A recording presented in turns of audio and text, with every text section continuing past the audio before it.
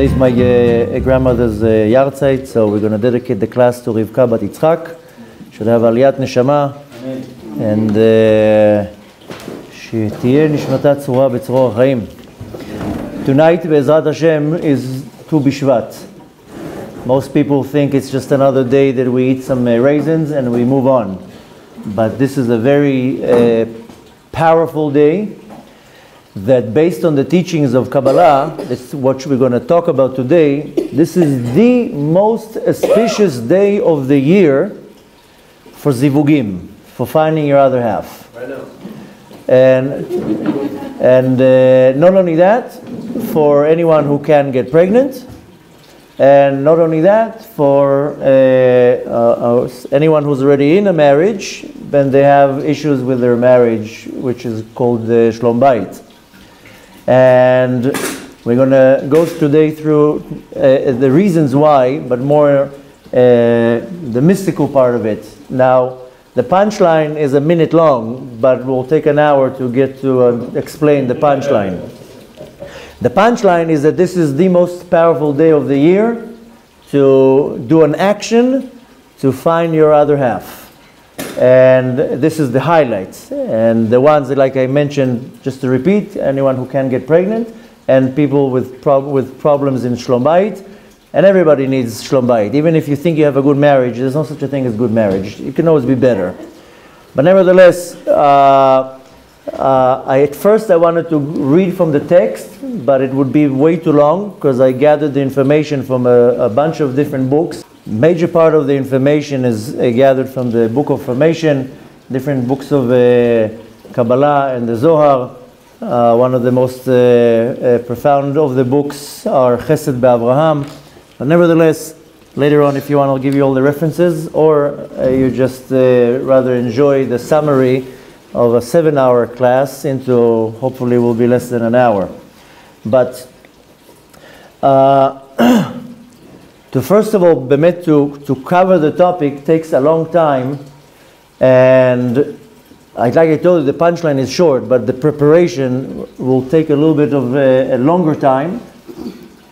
Some of the concepts are a little bit deeper than what we usually discuss.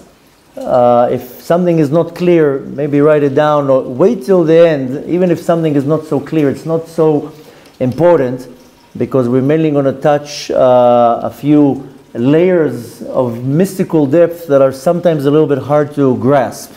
And you might miss a few details here and there. But the point is that to understand why today, or tonight and tomorrow, is such a powerful day. And we have to first understand a few general concepts, and then we can put all the dots together. Now, the original book that we have of the teachings of Kabbalah, which is most of the details that we need to know, is coming from the Book of Formation, Sefer Yetzirah, that we attribute the book to Avraham Avinu. But nevertheless, Avraham Avinu got the information directly from Shem, the son of Noach, who got the information from Noach, who Noach got the information from Metushelach, Metushelach got the information from Chanoch, and Chanoch got the information from Adam HaRishon. And Adam HaRishon received, of course, the information Beruach HaKodesh from the Kadosh Baruch Hu, and this information was gathered by Avraham Avinu. Later on, it's Rabbi Akiva who actually compiled the book itself. But the Book of Formation is difficult to understand, but holds in it a lot of key information for many spiritual things, including the constellation of the planets and the stars, astrology, and what is called in Judaism mazal. Mazal is not luck, that you go to Vegas and roll a dice. This is not mazal. This is the completely different thing. Rather, mazal, I once explained that in length, mazal is the spiritual tools that the Kadosh Baruch Hu gives you to fulfill your mission in this world. If I hire you to paint my walls, I have to give you a paintbrush. If I hire you to build me a closet, I have to give you wood and a hammer. The Kadosh Baruch Hu hired me to do something, and then he gave me the tools, and this tools is called mazal. Now, Avraham Avinu explains that the entire creation is due to the 27 letters of the Lashon Kodesh. The correction is, it's 28 letters. We went through that already a couple times. most people think the Lashon Kodesh has 22 letters. Really, it has 28 letters. 22 is the letters that you are familiar with. Another 5 letters are called Motiyot Mansapach, that we have a Mem and a Men Sofit, and Nun Sofit, Tzaddik and Tzaddik Sofit, and so forth. And then that brings us to 27 letters. And the book of Yetzirah explains that before Adam HaRishon sinned, there was another letter called Da'at. And after Adam HaRishon sinned, this letter fell down, and we're missing one letter. So we really have 28 letters. 4 times 7. We went through that already a couple times. 7 times. We talked about today the 7, how it comes many times. We have 4 spiritual worlds. Each world contains in its 7 sfirot, which are the attributes. It gives you the 28, the number 28. So we have 28 letters. And again, just to recap, 22 that you're familiar with, 5 of them that are the otiyot, sofiyot, mansapach, and 1 letter that it's called da'at. We don't have it. Very soon Mashiach is going to come. We're going to get back the letter, and then a lot of things will start making sense because we'll have another letter. But nevertheless, everything in creation is receiving a shefa and is created with a letter. In general, the letters are divided into 3 groups. The first group is 3 letters, and these 3 letters correspond to the 3 hidden planets, or the planets that that are concealed, and these planets are kind of running the show in the world. And these 3 letters are Aleph, Mem, and Shin. Otiyot Emesh, which if you notice, it's the first letter of the Aleph-Bet, the middle letter, which is Mem, and the 1 letter before the last one, which is Shin, which one will expect these 3 letters to be Aleph, Mem, Taf. First letter, middle letter, and last letter. But Hashem did not want to create the world with these 3 letters, because if so, what word were these letters going to bring us? Emet. Emet means truth.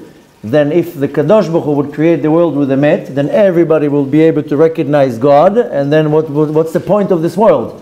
There wouldn't be any Yetzer Hara, there wouldn't be any free choice.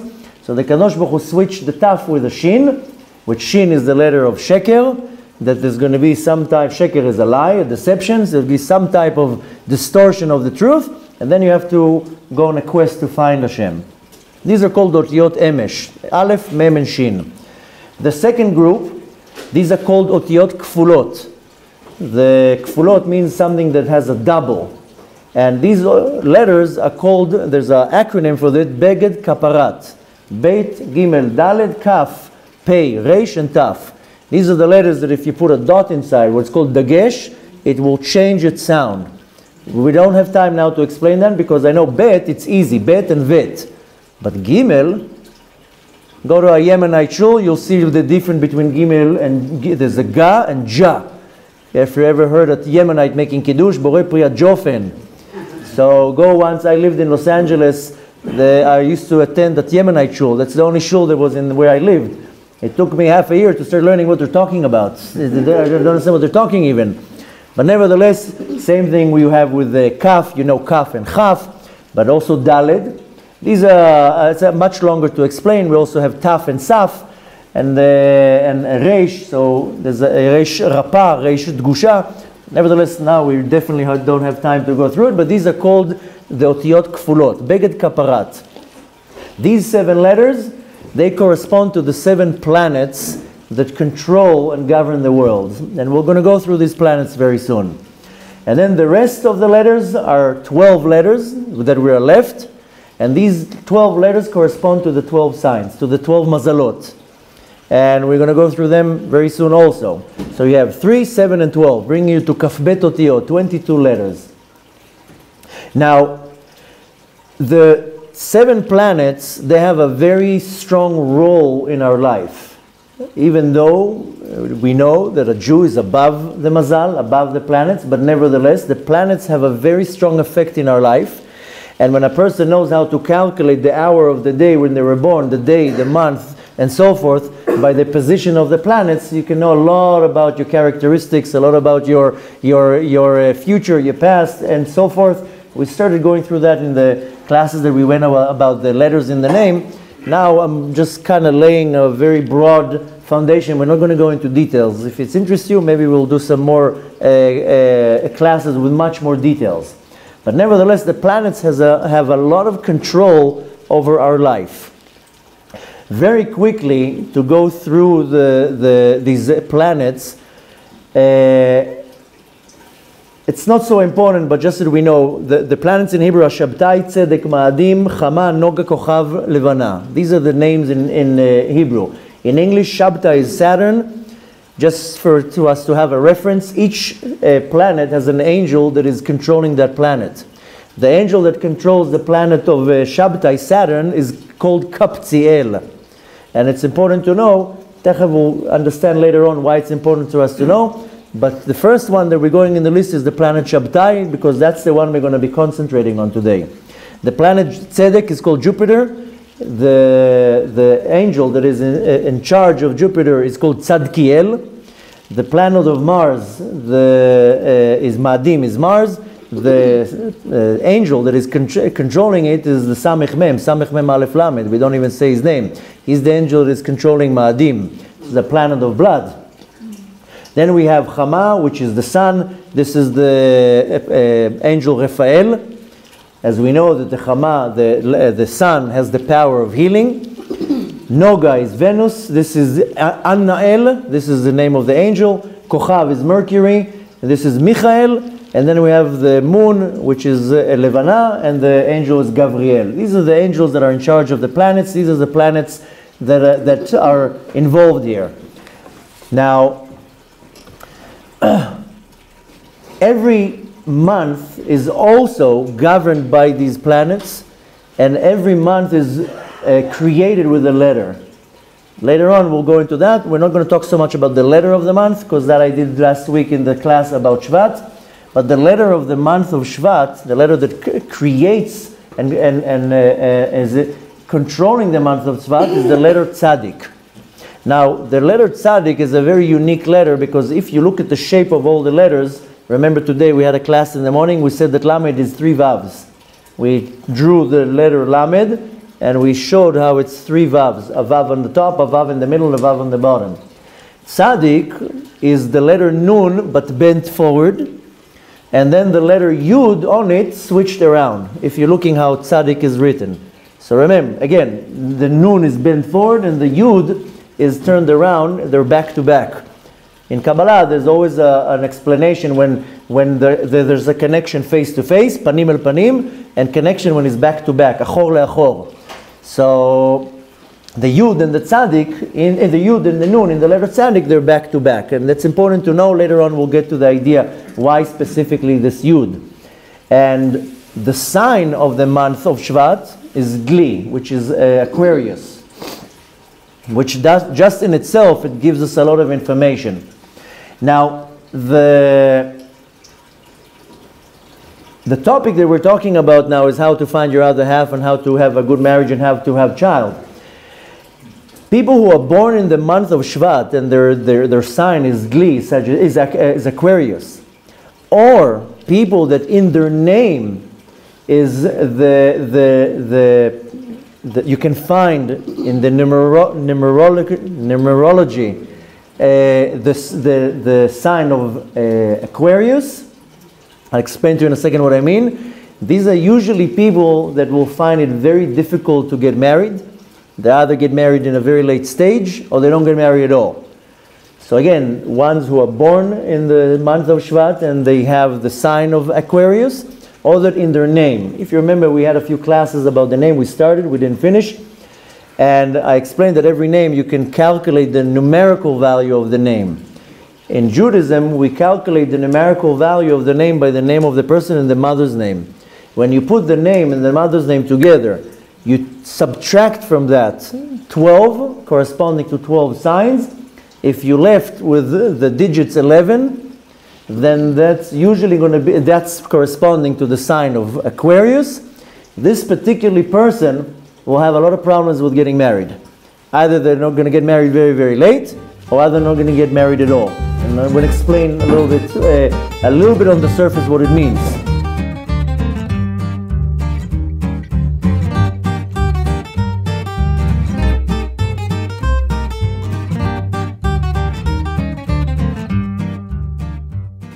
First of all, every sign gives a person a shefa, a certain abundance.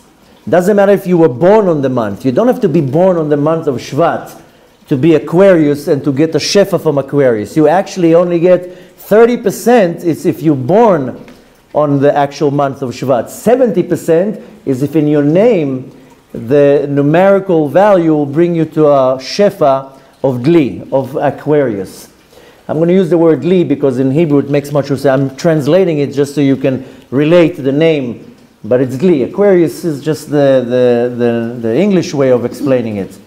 But nevertheless, one of the major problems that this Aquarius has is that the Aquarius is fed from the letter Yud. Yud is corresponding to Chokhmah. The problem with the people who hold the Shefa from Aquarius is that they have the power, but not the way of bringing it out. So in Hebrew, it says, En kosher bitzua. You have it in the Chokhmah. Chokhmah is a nekuda. You just hold the information. But there's no manifestation of that power. So it stays in the koach of Chokhmah, and it can transgress into the world. And in our words, how it's said in a very simple way, there's a lack of self-confidence. Now a lot of people say, what are you talking about? I'm full of confidence. So the fact that a person can speak loud, or that his chest is out, that doesn't mean the person has confidence. A person who has lack of self-confidence will cause that person, it doesn't mean the person is bad. It means that the power is staying in the level of Chokhmah and it cannot come down to the world, which causes the person to have a problem with finding this bridge to connect the person to the other half. And that's why again we see in Shvat that the Yud is backwards. The Yud is not forward. So there's no Shefa from the Yud. Rather the Yud, which corresponds to the sphere of Chokhmah, it's turned around, so you don't receive Shefa from the Chokhmah. So the person is kind of stuck. A very quick hint or something to apply, if a person knows, and now we can't don't start throwing your names now and saying, does my name have a Shefa from Gli here?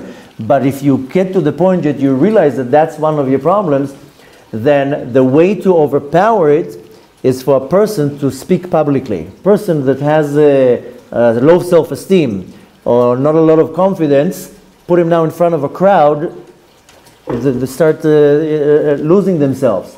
But that's actually the remedy. If a person doesn't receive Shefa from the Yud, the only remedy is put the person in front of a crowd. Let him start talking. Or in the world of the Torah, let him be the Chazan. I heard from a rabbi that I'm in touch with that he's very into the names and the signs, and he's very, very knowledgeable. And he has a student that was stuttering for years. And he kept telling him, become a Chazan. Me, a Chazan, about Tfilah? He says, yeah, that will be your way how to fix it. And sure enough, there was a scene one time. He was in Miluim, in the reserves in the army. He was placed somewhere. It was the holidays. He wanted to make a minyan. Everybody says, we don't know how to pray. He went to be the Chazan, and miraculously, he was totally cured. Stopped stuttering at all. So, but I'm just giving this as a side note. Now, again, like I told you before, which is very important, you don't have to be born on the month of Shvat to be Aquarius Shefa. That's if you are born on the month of Shvat and your sign is Aquarius, it's only going to affect 30% of your characteristics and your mazal. But if you have the Shefa of the Aquarius in your name, then it is affecting 70% of your mazal. So again, you don't have to be born on Shvat. It's enough to find this. Shefa is the source of energy that is affecting your name. And we talked about that a few times. We started learning about how the letters, they receive Shefa from the Sfirot, from the emanations, from the elements, and so forth. And in your name is David, you can calculate where's the Shefa coming from and see what is the problem. Shefa is an abundance. So it's extremely important that one can look in their name and see, and then to know how to address it. Now, this is one topic that we need to understand. Next, the year is divided into 12 months. 6 months are called the winter months, Chodshei HaChoref, and 6 months are called the summer months. Now, If you've been listening to my month class, every month that we do, I always explain how there's always one month in front of another. If you take 12 months and you make a circle and you cut it in a pie, there's always going to be one month that's in front of another month. There's always a connection between these 2 months. This is called parallel, makbilot. That one month is in front of another month. So for the winter months, there's always going to be summer months that are in front of them. If you make a circle, imagine our circle, cut it in a pie of 12 pieces, and all the 12 months are in the pie. There's always going to be one month that is, the tip is meeting another month. This is called parallel months, makbilot. We spoke about it in all the classes about the month. Now, the 6th month of the winter, they are called the pregnancy of the world. I'm sure you're familiar with the Talmudic argument if the world was created on the month of Nisan or if it was created on the month of Tishrei. When is the beginning of the year? Because Rosh Hashanah is on Tishrei, but Tishrei, according to the text in the Torah, is the 7th month. And Nisan is the beginning of the year. So there is a Talmudic argument between different sages if the world was created on Nisan or Tishrei. The months, the winter months, are called pregnancy months. And the summer months are actually called the Ibur. I will explain that in a second. Now, once every 3 years, we have an extra month. This year we're going to have a leap year. This month doesn't have a parallel. It's a month that doesn't have a mate, so to say. It kind of throws everything off. But nevertheless, when we're looking at the months, so we have Nisan and Tishrei, which is the 1st month and the 7th month, that they're facing each other. Now, the summer months, they're called pregnancy. The winter months are called pregnancy. I'll explain everything. And the summer months are called birth. There's a difference between the pregnancy and the birth. Pregnancy is concealed. You don't see the child. You don't see the baby. It's developing. But the summer, which is the birth, that's when the baby is already not concealed. The baby's out. Now, take all this information. Now that we know that, now we have to kind of build on that in order to go one step forward. Now, the winter months are Tishrei, Cheshvan, Kislev, Tevet, Shvat, Adar. These are the winter months. The order of the winter month is corresponding to the Sfirot. So Tishrei is Chesed, Cheshvan is Gvura, Kislev is Tiferet, and so forth. Right? You follow? Now the same thing on the other way around in the summer month. Summer month are Nisan, Iyar, Sivan, Tammuz, Av, Elul. Nisan is Chesed, Iyar is Gvura, and so forth. They're going corresponding to the Sfirot. Now, the winter months are called male months, even though it's pregnancy, but they're still called in the Kabbalistic term, male months. And because the husband, the male, is the one who gives the birth. It's the woman who has the pregnancy. But the husband, the male, is the giver. He gives over the energy. The summer months are called female months. And they're the one who actually gives the birth or bring it into the physical world. If you're looking at things that happen in our history, the building of the Mishkan specifically was happening on Nisan. Nothing happens in our history by chance. It's not a mistake. The Mishkan was built specifically on Nisan. There's a reason for that. Not only that, the destruction of the temples were always in Tammuz and Av. These are female months. Because if you're looking at the Sfirot, in the side of the female, Tammuz and Av is Netzach and Hod. And on the Netzach and Hod, but from the female side. It's important that, I know a lot of the information might sound to you like gibberish, but we have to throw all the information out so we can later connect it all together to understand the power of the month of Shvat. So, if you're looking at the month, the destruction was on female months, in the summer, that was Tammuz and Av, but the miracles, the months where we see unbelievable miracles, which is Kislev and Adar, Purim and Chanukah, and then Nisan, which is Pesach, these are winter months, which are male. So we see the game here between a destruction. We see there's a destruction in the summer months, and there's a birth in the winter months. Now, the winter months, this is where it gets a little bit hard to understand, so I'm just going to give the idea, and then we're going to move on.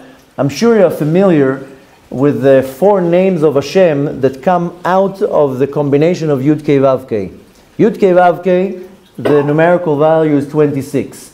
But when you fill in the letters, this is called Milui Otiyot, you get different numerical values.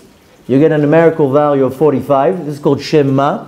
You have a numerical value of 52, this is called Shem Ban. There's a numerical value of 63, Shem Sag, and a numerical value of 72, Shem Ab. This is how you write the letters in.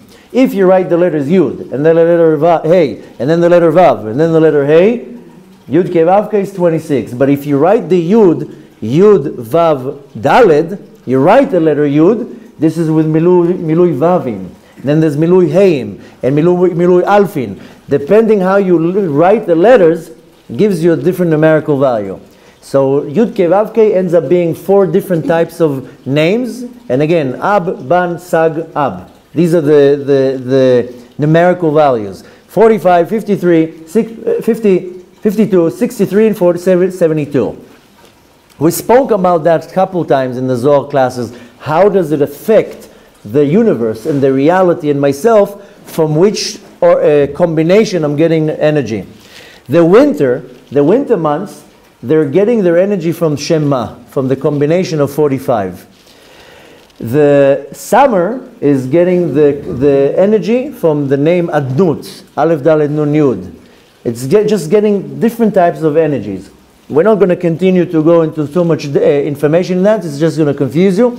It's just for us to understand that the 6 months of the winter, they get a certain type of energy, and the 6 months of the summer, they get a whole different energy. That's why it's actually affecting the world with the season. The reason why we have seasons is not because the earth is swinging on its axis and then going in circles around the planets. That's the scientific part of it. The reason why we have seasons is because what type of energy is coming from Yud Kei Vav Kei into the world. Is it affecting the world in heat, in cold, in destruction, in light, and so forth? So the point to take from that the group of the months of the winter, it's one type of energy, and the group of the months in the summer is a different energy. Now let's go back to the month of Shvat, and this is the month that we need to focus on. Moshe Rabbeinu, he wrote the Torah. There's no question here, there's no doubt here that HaKadosh Baruch Hu told him what to write, and he wrote it. Anyone that will say Moshe Rabbeinu added of his own opinion, or it was written by a human, or any type of idea like that, this is called a complete apikoros. Everything that was written in the Torah, the Kadosh Baruch Hu told Moshe what to write. It's not written by a human. Moshe Rabbeinu is just writing. The difference between the first 4 books of the Torah and the last book, that the first 4 books, Hashem is speaking and Moshe Rabbeinu is writing. The last book, the book of Dvarim, Hashem is speaking through Moshe's throat. So Moshe is talking, but it's really Hashem talking. Ho'il ve'bi'er et HaTorah azot. Moshe Rabbeinu puts on autopilot and blah, blah, blah, blah, and he starts talking. But it's really the Kadosh Baruch Hu talking. So there's a difference between the first 4 books and the last book, which is called the Book of Dvarim. It's also called Mishneh Torah, because this is when Moshe Rabbeinu is, so to say, speaking, but nevertheless this is coming from the voice of Hashem. When Moshe Rabbeinu wrote the Book of Dvarim, was from the first day of Shvat, Aleph Shvat, and he finished it on Zayin Be'adar, the day he died. 36 days. That's what it took him to talk and to write it down as he talks. So again, we have to see now all the connections. So the first day of Shvat till Zayin Adar, 36 days, that's when Moshe Rabbeinu is writing the 5th book. Why specifically on Aleph Shvat Moshe Rabbeinu starts writing it? Why does the Torah even tell me that Moshe Rabbeinu starts writing it? How often do you find in the Torah dates? But if the Torah is already giving me a date, must be a reason here. And it says in the Torah that Moshe Rabbeinu on the first day of Shvat started writing the Book of Dvarim. So first of all, why Dafka specifically the first of Shvat? Why not the first of Kislev? Why this is the day Moshe Rabbeinu decides to start writing the Book of Dvarim? And not only that, what does it matter to me? Do you really care when Moshe Rabbeinu started writing the Book of Dvarim? How come the Torah doesn't give me dates? The Torah gives me dates about important things. Now we just read last week that on the 16th day of the month of Iyar, the man came down. Exactly a month after they left Mitzrayim. Okay, so they give me a date. I need to know when the man came down. So the Torah sometimes gives me dates, and sometimes the Torah doesn't give me dates. Here we have a clear date, Aleph Shvat, when Moshe Rabbeinu started writing the Book of Dvarim. I want to know, first of all, why and what does it matter to me? Now, we spoke now briefly about the female months and male months. Usually, the male is a giver, even in the physical world, and the female is a receiver. And then there's going to be a result. In the physical world, take a man and a woman, and the man gives the woman, and the woman receives. I'm not talking about flowers right now. Then there's going to be a result. What's going to be the result? It will be a baby, right? Baby in Hebrew is called Yeled, right? When somebody asks you how many kids you have, how kama eladim yesh lecha? It doesn't say how many boys you have, how many girls you have. That's how you speak in Hebrew. You say how many kids you have. So kid in Hebrew is Yeled. Techav we'll see what's this Yeled.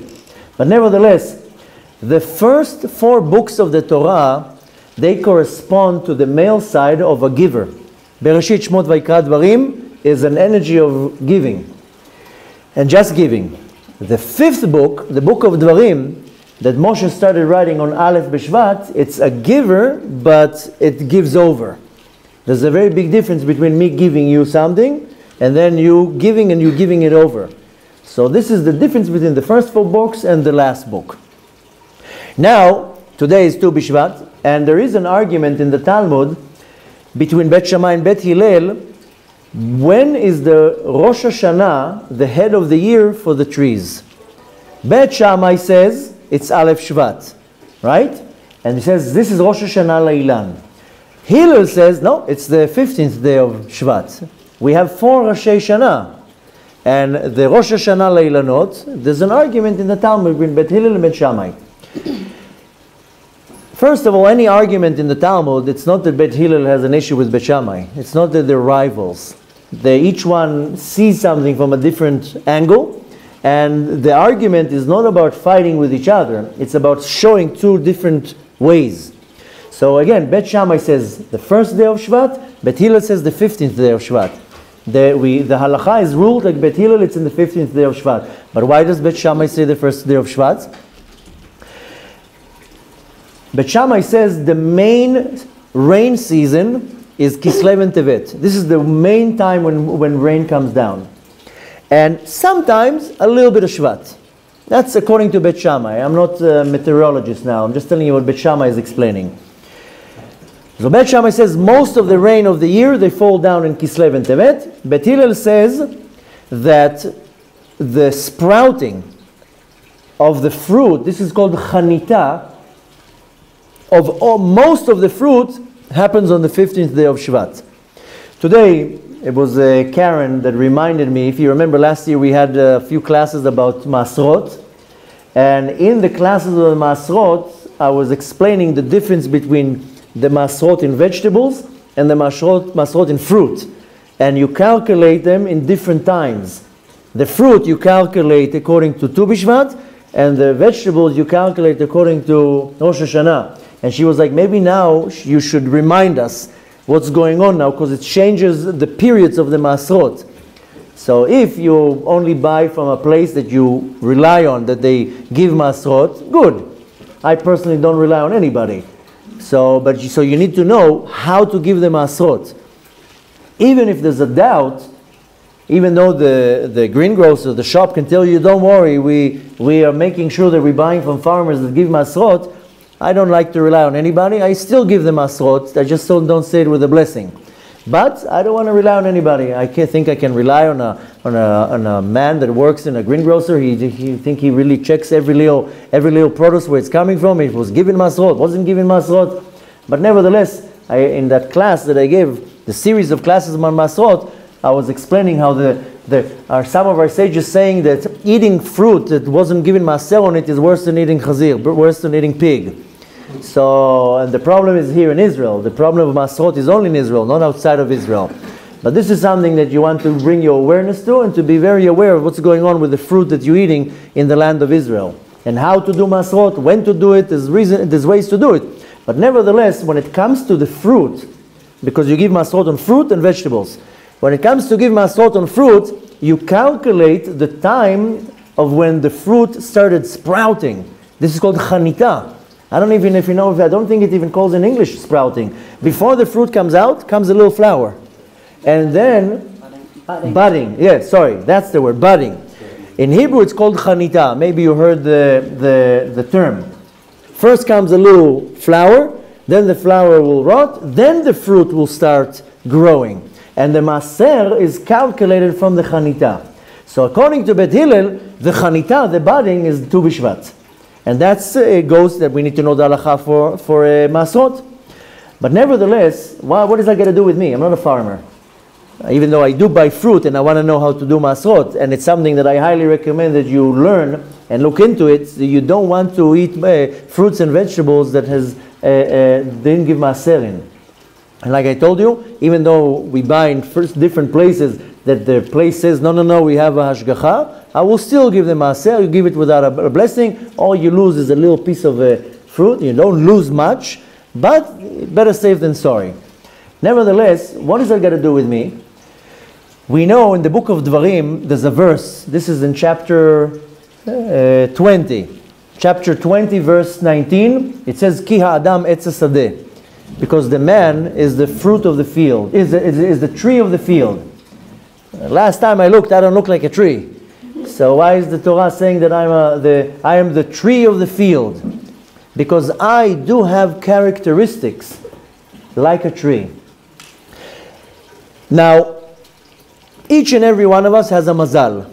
And like I told you, mazal is not when you roll the dice and you like, give me this, and this is not the mazal we're referring to. Mazal is the spiritual tools that Hashem gives you to complete your mission in this world. And each and every one of us has a mazal.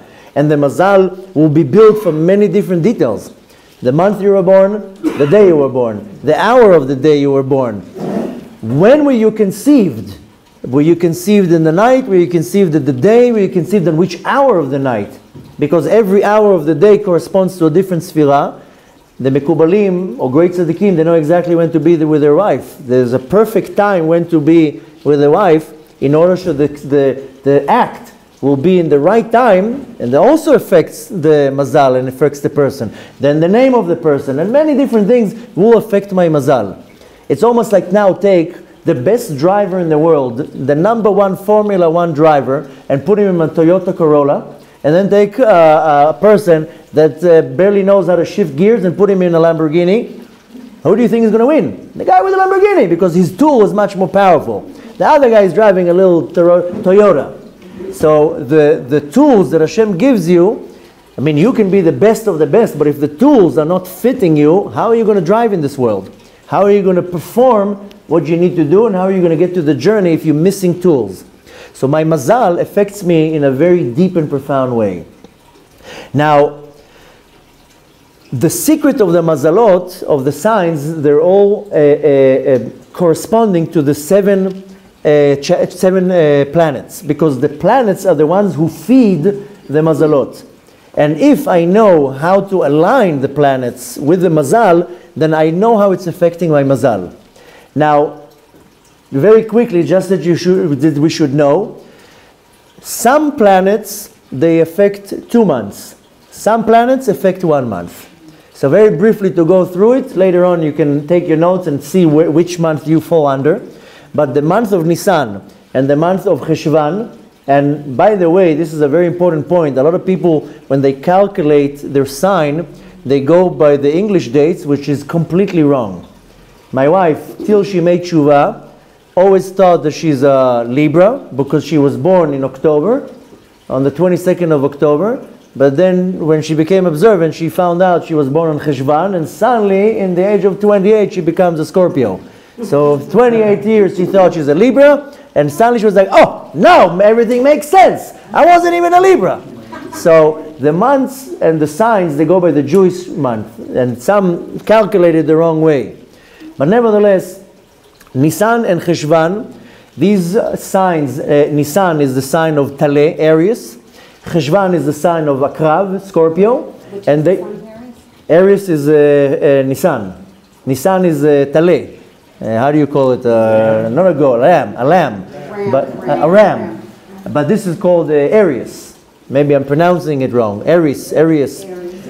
And these two signs, these 2 months, they are influenced by Mars, by the planet Mars. The months of Iyar and Tishrei, the Iyar is going to be Taurus, Shor. Tishrei is a Libra, Moznaim. They are affected by the star, by the planet Noga, Venus. So, okay, I said the Hebrew ones. Then you have Elul and Sivan. And Elul is Betula, Virgo. And Sivan will be Gemini, Teomim. They are affected by the planet called Kochav, which is Mercury. Then Tammuz is affected by the moon, Levana. This is going to be Cancer. Av is affected by Chama, by the sun. These are the 2 months that are affected by one planet. And Av is Leo. Then you have Kislev and Adar. Kislev is Sagittarius. And Iyar is, Adar is Pisces. They're affected by Tzedek, Jupiter. And you have Tevet and Shvat. I just changed my mazal. Tevet and Shvat is Shabtai, Saturn. And these are Capricorn and Aquarius. Okay? And these are, just that you know, later on you want, we'll write it down, or you watch the video and you write it down so you will know. Now, every one of these 7 planets is what we say in Hebrew, Katan Aleno. We're not even looking at the planets. The planets are affected by the Sfirot. So Shabtai, Saturn, is directly affected from Chokhmah, from the Sphira of Chokhmah. Now, we, as the nation of the Jews, and every nation is affected by a different planet. The nation of the Jews are affected by Shabtai. That's the planet that is affecting us. That's the mazal of the Jews. And Shabtai, in Hebrew and in English, it's Saturn. I ignore completely the English names. Shabtai has an unrevealed secret in the letters, which is called the secret of Bereshit. If you remember, a few days ago I told you that I have a book for about 700 pages, that the majority of the book is explanation, interpretations, and sources only on one word of the Torah, the word Bereshit. This thick book. Somebody compiled information just on the word Bereshit. How many words are in Bereshit? In the word Bereshit, you break the letters, how many letters you can get in Bereshit. Unbelievable. And that's the word that the Torah starts with. So, Bereshit, if you're looking at the letters, the word, it starts with a bet and ends with a taf. Asher bara Elohim la'asot. When the Kadosh Baruch Hu finished the creation, the last letter of the verse is taf, la'asot. So you have Bereshit, it has here the first letter and the last letter. Shabbat, if you take the word Shabbat, the word Shabtai, some people write it with Aleph, but it's not the right way to write it. Shabtai, some people write Shin Bet Taf Aleph Yud. But it's not correct way. You write it Shin Bet Taf Yud. Shabtai. What's Shabtai? Shabbat and Yud. Now, Yud we put aside for a second. We said this is the Chokhmah. And the Shabbat, you cut it again. So you have Shin and Bat. The letter Shin and then the word Bat. Bat, again, when it's divided, it has the Bet of Bereshit and the Taf of La'asot. And Shabbat is an acronym of Shabbat, Brit, Tfilin. These are the 3 covenants that we have with Hashem. And a man who is also in charge, or not in charge, but rather responsible for his wife, he does the otot. So a man has to put tefillin, and a man has to do circumcision. A woman also has to observe Shabbat.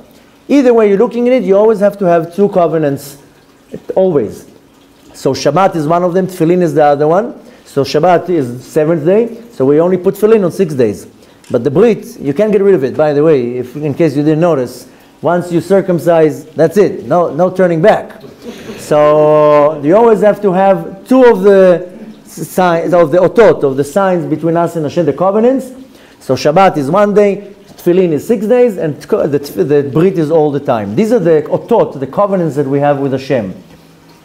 Now, Shabtai, the planet Shabtai, is the planet that controls on the day of Saturday. Because 7 planets, 7 sfirot, they control 7 days of the week. So the day of Shabbat is controlled by and getting its energy from the planet Shabtai. Now, when it's referring to Shabbat, Brit, and Tefillin, by the way, it's important to know, people think that the mitzvah of milah, of circumcision, is just what you do to the child when he's 8 days old. This is just a physical act of it. The real mitzvah of milah, of brit, is guarding the brit, is that the man is only with his wife, and the man is not with any other woman, definitely not his wife, not by himself, not in any other place. There's only one place where the man is allowed to put his semen, and that's only in his wife. Any other way, this is one of the most severest sins in the Torah. So when it says the mitzvah of milah, it's not what you do to the child when he's 8 days old. This is just a sign on the body.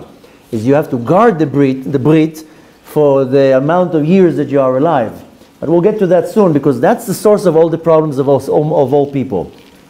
Now, going back to the 2 months that we need to focus on, is the month of Tevet and the month of Shvat. These are the 2 months, by the way, if you notice by what I just read about the months, these are the only 2 months that are attached to each other. If you notice, from what I just read, Nisan and Cheshvan are completely far away from each other.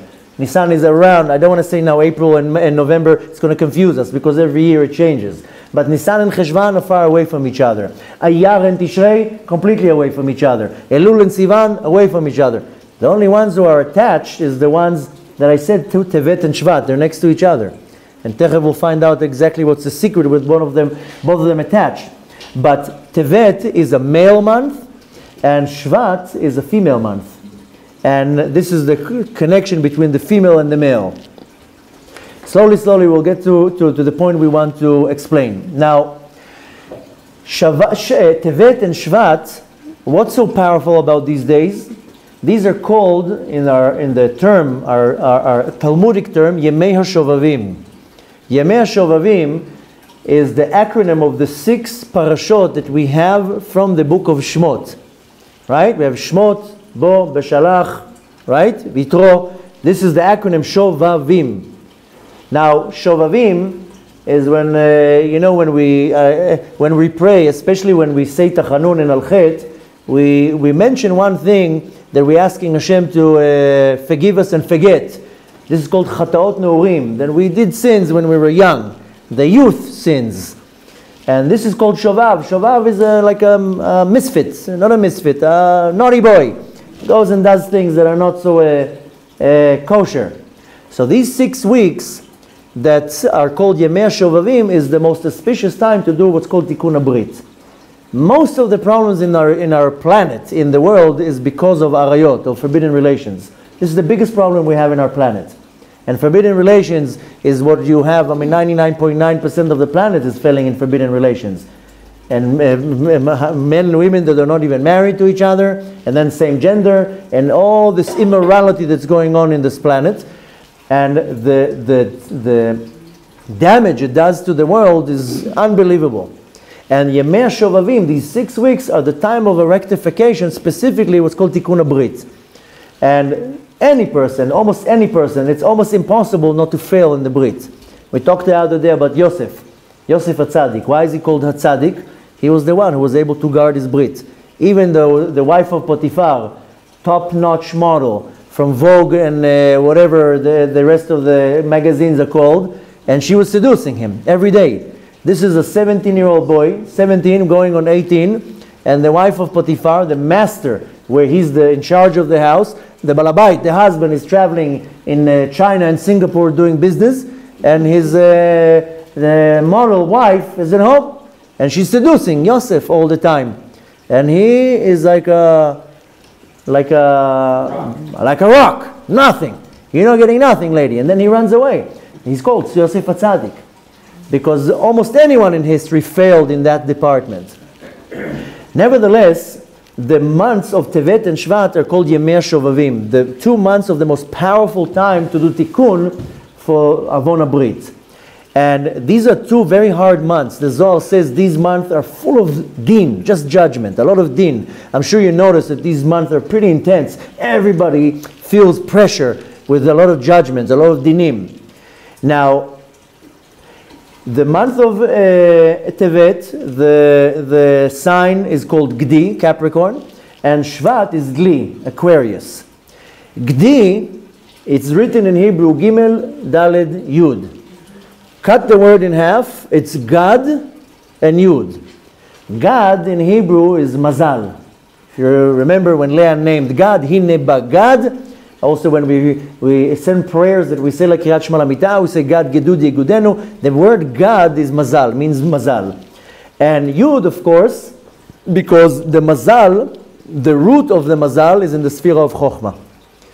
If the Yud is pointed to me, then I get Shefa from Chokhmah, then my Mazal is flowing very, very good. If Yud gets turned around, the Chokhmah gets turned around, what's called Achoraim, then I don't have access to my Mazal. Stuck. Something is stuck. I don't have Mazal. Not in Parnasah, not in finding my other half, not in having kids, not in anything. Whatever it is, each one, the Mazal will affect him in a different way. This is Gdi. Gdi, again, is the name of the sign, Capricorn. Now, it says that Shabtai is a very powerful planet that can cause unbelievable destructions. But when there's a good, when Shabtai, how did you call it? Saturn. When Shabtai, you get the positive out of it, unbelievable mazal, the most powerful energy you can bring out from this planet. That's why it says that when a person is guarding his brit, and there's no leak, so to say, then the mazal of Shabtai is unbelievable. Now, where do we know in the Torah that guarding the brit is one of the worst sins? In the sons of Yehuda, and Onan. That's a lot of people ask, where are you bringing this, that Shmirat HaBrit is such a severe sin? Now look at the sons of Yehuda, if you remember them, and Onan. They were married to Tamar. They didn't want to get her pregnant. Remember the story? So what does the Talmud says? Dash mi bifnim, zorea mi bachutz. I don't want to get too technical with the term, but that's what the Talmud says. They used to be inside and then don't want to finish inside. So they didn't get her pregnant. So the first one died, the second one died. And it says, V'hiyeh er ra be'enei Hashem. Hashem called him Ra. Ra is evil and mean and bad. So it says that the one who doesn't guard the brit is called in the name of Hashem Ra, but the one who guards the brit is called Tov. We just learned 2 weeks ago about the birth of Moshe Rabbeinu. What did Yocheved said when he was born? Vatirei ki tov hayeled. She saw Tov. Now Tov is good. Tov is the numerical value of 17. Gdi, Capricorn of Tevet, is the numerical value of 17 also. So, because it's Gimel, Daled, and Yud. So when you nourish from Shabtai, but you get the positive of it, you are untouchable. The Shefa is unbelievable. But when you turn it around and you make a blemish there, then Shabtai becomes destructive. It will destroy everything in your way. Shabtai is very extreme. If it's extreme to the negative, it's destruction. Extreme to the positive, it's extreme good. Now, there's another thing. This will be long to explain, and we're really running out of time. Shabtai is also what's called the secret of the Chokhmah of the Geula, of the redemption. The redemption is rooted in the sphere of Chokhmah, and Shabtai has the secret in it that depends where you're getting the shefa. That's why the Gala can come in a destruction, and the Gala can come in an unbelievable, like that, keherefine. And that depends already on us. Now, the secret of what's called Sod Haisha, the secret of the female, is called a bucket, a Gli. This is already the month of Tevet, of Shvat. Tevet is the Gdi. This is the Capricorn. The secret of the female is Shvat, and the sign is Gli, Aquarius. And what's the secret here? That bucket is where you put something in. You want to go to the well, you can't go with anything else, you have to go with a bucket. The female is the receiver, she's the bucket, she's the Kli to receive. And this is the opposite of Gli. When a woman receives a shefa, what would be the result? We mentioned before, a man and a woman come together, the husband gives to a shefa, an abundance to the woman, she receives it. Now what would be the result? A child. And the woman is called a Gli, a bucket, a vessel. The word Gli in Hebrew is Daled, Lamed, Yud. Now when you switch the order around, what do you get? Yeled. So when the female receives a shefa and she gives it out, then she gives a yeled. That's the result. Now, very interestingly, that the gematria, the numerical value of the month of Shvat is Ish, 311. 311 is the numerical value of the word Shvat. So Shvat is Ish, Ish is a man, which means the Shvat is the giver. Now the Zohar says, and the Talmud also says, En Ish belo Isha. You cannot be called an Ish, a man, if you don't have a woman. The Zohar says a man who's not married is called Pal Gagufa, a half a body. So you can even go under the title of a man if you don't have a woman. Besides the fact that the one who's most responsible in guarding the Brit is the man. And a man who's lucky, who has a wife, then he knows that he's much less to sin if he has a wife, then he doesn't have to chas v'shalom sin in Shmirat HaBrit. Even with husbands and wife, you can sin with that with no problem. Now, here, I know we're going to many details, but we're finishing in a few minutes. Here is the secret of Tu Bishvat. When we want to summarize everything to Tu Bishvat, the 15th day of Tu Bishvat, this is called Sod HaIsha. Isha is a woman. The numerical value of a woman is a very interesting word, the word honey, dvash. This is called Sod HaIsha. And to keep it simple and short, this is brought down the Ra'abad, where he says, he goes into length, that Shabtai is the planet that causes the problems. It will cause sicknesses. Any type of sickness will be caused from Shabtai. Death, poverty, shame, anything. Shabtai is the one who's in charge of that. But how do you get Shabtai to affect you in that way? Is when you sin. When you sin, you damage, especially the root of Chokhmah, the Shorosh of Chokhmah, then this all comes. When you don't do that, then Shabtai is the one that gives you and nourishes you. This is to make a long story short, instead of going, the explanation is long, but I see we're really running out of time. So when you do a mitzvah, you are building, you are doing something positive, then Shabtai will affect you in a positive way. You do a sin, you're damaging, you're creating a blemish, then you will get the short end of the stick. Now, Kabbalistically saying, if you remember, we just said the argument between Hillel and Shammai. Shammai said that Rosh Hashanah Lailanot is Aleph Shvat, that the rains come till Aleph Shvat. Hillel says till the 15th of Shvat. Kabbalistically saying, again, now there's not much time to explain it. We talked about it in other classes, that there are two forms of energy in the directions that they're going. One is going from above to below, one is going from below to above. In the Kabbalistic term to that, Hasidic philosophy says this is itaruta dilela, itaruta diltata, an awakening from above, an awakening from below. The Kabbalistic term to it is Maim Nukbin and Maim Duchrim. Maim Nukbin is when it's going up, milemala lemata, below to above. Maim Duchrin is above to below, from the higher world to the lower world. Maim Duchrin is a male energy. Maim Nukbin is a female energy. So till the first day of Shvat, the energy is a male energy, giving, coming down. And from Aleph Shvat, it's female energy going up. That's why when Moshe Rabbeinu, he started writing the book of Dvarim specifically on Aleph Shvat. Now, when it's compared to the Sfirot, remember I told you in the male months and the female months, so Tevet and Shvat are Netzach and Hod. That's where they correspond to each other. And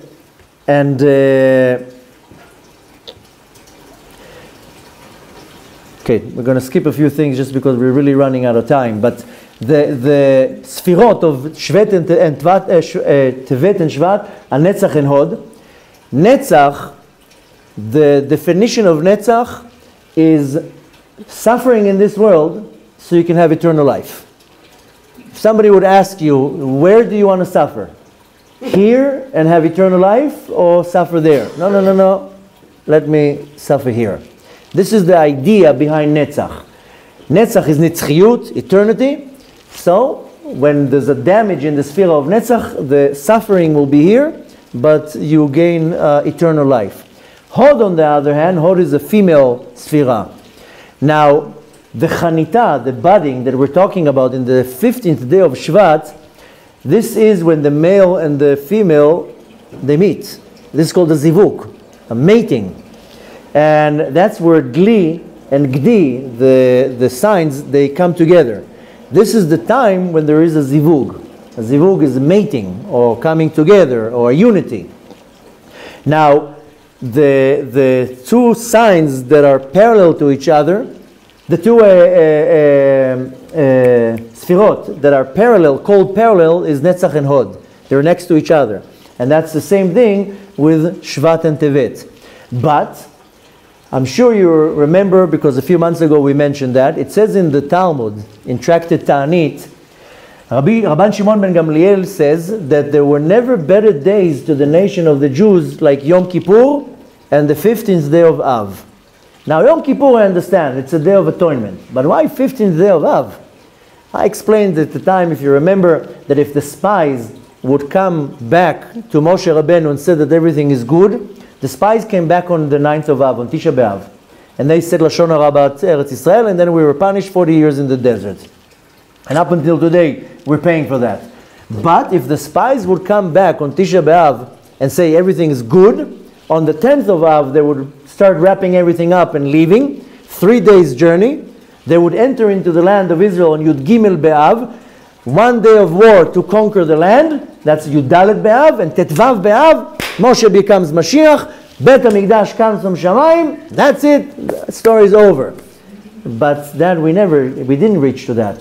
So Tu B'Av, the 15th of Av, would have been the day that Mashiach would come and Bet HaMikdash would be built and forever. No going through all this headache. So the 15th day of Av, that's why it's such a powerful day. Now what does the Talmud says about the 15th day of Av? That the ladies who are single would go out to the fields dressed in white, and they would dance and go to the males who are single and try to pick them up. I know in this world, in society, the man is the one who has to go and pick up the girl. But here the Talmud says, well, the other way around. The females will go to the men and pick them up. This is what's called Besod Nekevat Esovev Gever. This is a very high level that when the Mashiach is going to come, it's the roles are going to change. The female is going to be the upper one. So in the time of Av, it's when the females used to go and get the male. Now, this is a very long story now, for sure we don't have here. It says in the Talmud, Rav Yosef says that on the 15th day of Av, that's when the Shevet Binyamin, the tribe of Binyamin, was able to come back to the congregation of Israel. If you remember the whole story, there's no time now to tell the story. Go and look at it. You can find it in Tractate Ta'anit, page 15. Excuse me? Yeah. And Pilegesh Bagiva, exactly. And then the tribe of Binyamin could not come, they could marry anyone from the congregation. But the Rabbi Yosef says in the Talmud that on the 15th day of Av, Binyamin was able to come back into the congregation and marry the women. Now, to make a long story short, the Ari Kadosh, Rabbi Yitzchak Luria says that sometimes men come to the world without their wife.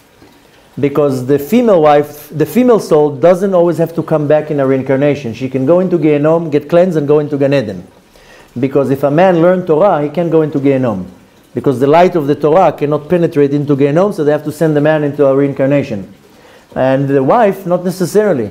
And many times the husband comes back to the world without the wife. The wife doesn't want to come back. Now, not only that, sometimes the soul of the man comes down to the world, but the soul of the wife still didn't come down to the world. And then what happens is, then there are male souls that they come down to the world, but there's no mate. There's nobody to be with. But nevertheless, there's always going to be the males in the world that lose their other half, and then the ones who come here without a wife can take these wives to marry them. Now, this you can go in length in Shar Gilgulim, in the Gates of Reincarnation, by the Arizal, written by Rabbi Chaim Vital, where he goes into length and to depth about everything that has to do with these Gilgulim and souls, female soul, male soul, and this explains a lot when people finding it hard to get married. But nevertheless,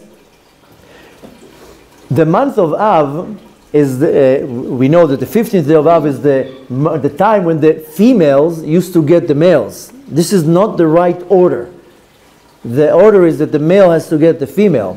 Now, what's the complete opposite, the parallel between Av and the other month of Av? Is Shvat, which means that the 15th day of Av is the time for Zivugim, but when the female pulls the male. But the opposite is the 15th day of Shvat, is when the male pulls the female. Therefore, it makes it that the 15th day of Shvat is the most auspicious time to pull the zivug, to bring the mate close to you. Now, Tu B'Shvat is when the days of the Shovavim are over. It's 6 weeks past. 4 weeks from Tevet, 2 weeks from Shvat. So now the 6 weeks of Shovavim are over. There is a tikkun, there's a rectification in the world. And now it makes the 15th day of Shvat the most auspicious time for creating a zivug.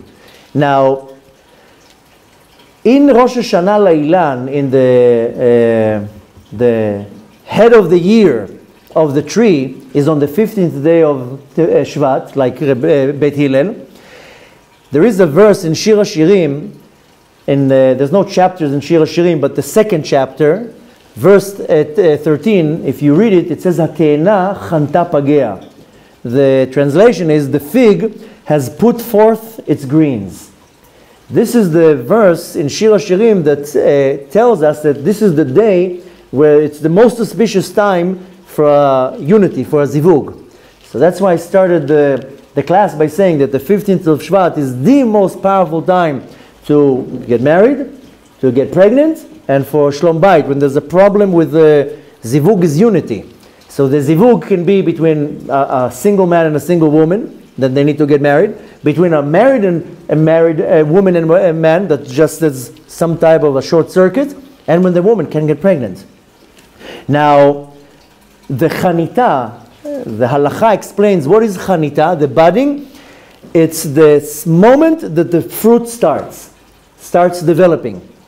And it's not the flower, it's not when it sprouts, it's when the fruit really starts. So, you take all this, and this is the short version of what I wanted to give over, but we see that the month of Shvat, where it's positioned in the months of the year, the energy that it's receiving from the planet, the female and male months, how they work together, it all boils down that the 15th day of Shvat is the most auspicious time of the year to ignite the energy of finding your other half, your zivug. And again, the zivug can be to get married, shlom bayit, and to get pregnant.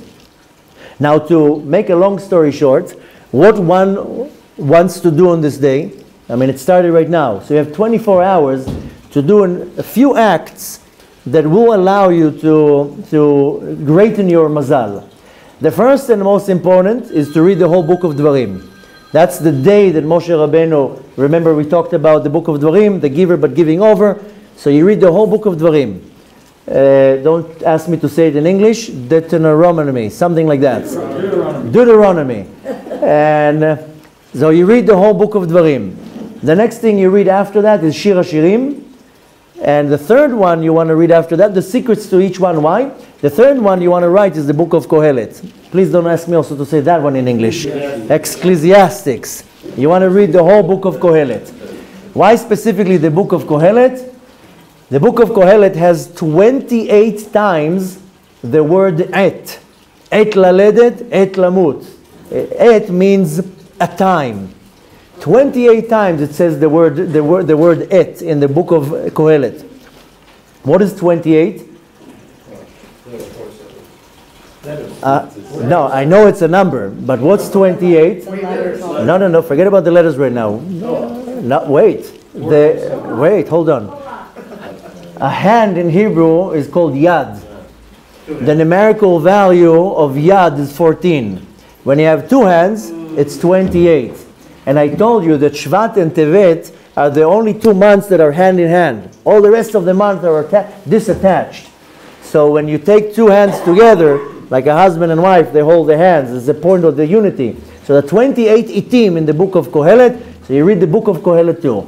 Now, really just to finish up here, there is a great Mikubal called Rabbi Avraham Azulai. He has a book, Chesed Be'Avraham. He specifically says there, where do you want to be on this day to say this little prayer? For his mystical reason, he says, go to Tveria. He explains in his book that every one of the holy cities is corresponding to one of the Sfirot. He says Meron, where Rabbi Shimon Bar Yochai is buried, is corresponding to the Sfira of Tiferet. Tzfat corresponds to the Sfira of Netzach. But Tveria is the Sfira of Hod. And specifically he says, if you want to read this, what I said, go to the grave of the Rambam, Rabbi Meir Balanes, Rabbi Akiva. There's a lot of holy sites in Tveria where you want to go and read it. But to summarize the whole thing is that this is the most auspicious time to open the Mazal, is to get the nourishment from Shabtai when the Yud is turned the right way and not turned the other way. So there's no time now to start calculating if you have a Dli in your name. There's a very good chance that there is. But even if yes or not, you want to make sure that the funnel of the Shefa that is coming from the planet of Shabtai is not damaged. Because when it's damaged, needless to say, it just brings destruction. But you want to switch it around. So needless to say, the first thing one wants to do is to make sure that they're guarding the Brit. I'm not saying it's easy, I'm just saying what you need to do. And even married people need to guard that. But nevertheless, this is the moment in the universe where you can reverse everything. So you want to take this day to take on yourself to do tshuva for these things that you did in the past. For a time, it's a auspicious time to take new decisions. It's a time when the fruit starts budding. This is the time to create a zivug, to find your zivug, whether you're single, to get pregnant, for shlom bayit and so forth, and to take advantage of this day. And what I said to read, it's not so bad. The whole thing I don't think should take more than, if you're a very slow reader, maybe 2 hours, maybe. The Book of Dvarim, you can knock it out in probably 40 minutes. The Book of Dvarim, yeah. And then Shir HaShirim, chik-chak, 10-15 minutes, Qohelet, another 15 minutes. I mean, I think it's a very good investment. So all is left is to wish you all and to wish us all that we should only be influenced by the Shefa of the planet of Shabtai. We are able to bring the redemption bechesed v'rachamim if Shabtai will give us a Shefa, a positive Shefa. So far, Shabtai is aligned in a way that it's not bringing Shefa. That's why there's a lot of destruction going on now, and it's going to become worse and worse and worse. So you see it coming in forms of natural disasters, diseases, sicknesses, terror attacks, wars, and so forth. Why? Because it's all coming from the destruction of Shabtai. But we have the ability to switch it. Then the Gula can come like this, bechesed u'rachamim, with kindness, with mercy, with goodness.